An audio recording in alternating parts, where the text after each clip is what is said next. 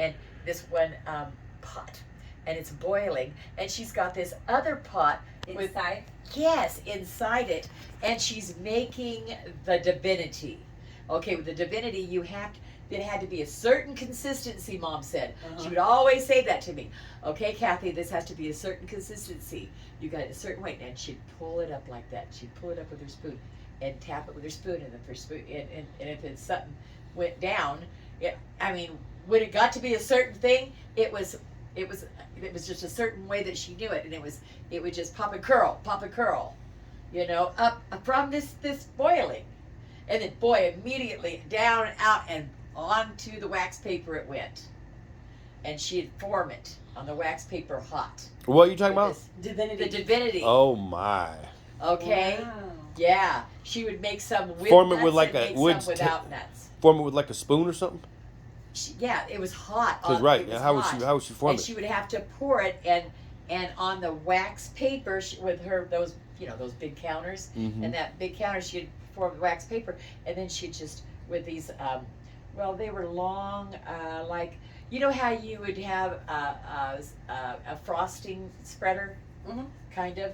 Okay, they were too long, and she'd form them like that because they'd have to be a certain width to make that candy. You can't have thin.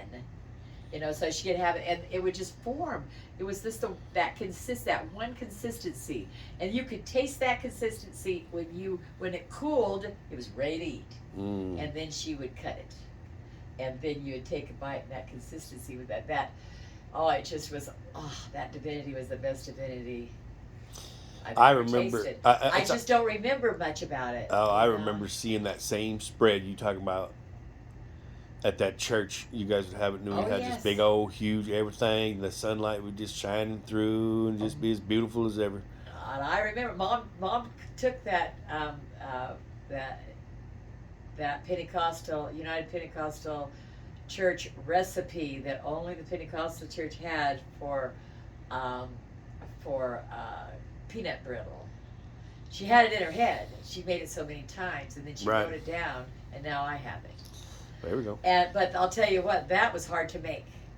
And that had a certain consistency. When it boiled and turned a certain color, you had to pour that, and then it just hit that air, and it immediately would start to harden.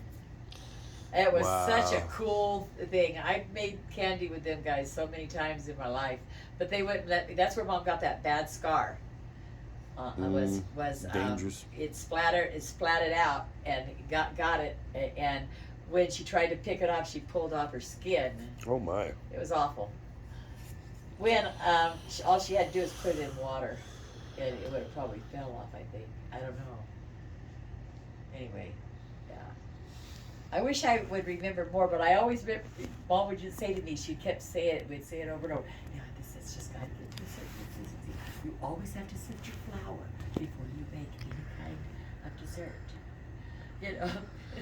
And she had this really nice sifter, and you'd pour the flour in, and she'd crank it like a crank, and it would sift out all into even finer flour. Then you would think that flour is fine enough, wouldn't you? That's what I thought. No, but no. Crazy. Anyway, those are good memories. Think about them very often, but it's nice to remember them. Well, pretty soon you'll be able to go back up there and make the same divinity. Oh no, there was only one Mom. she could really turn it out. I'll tell you. Well, I'd like to have a machine that could make divinity, turn it out 24 hours a day, 7 days a week. Well, they'd have to have Mom's hands somehow.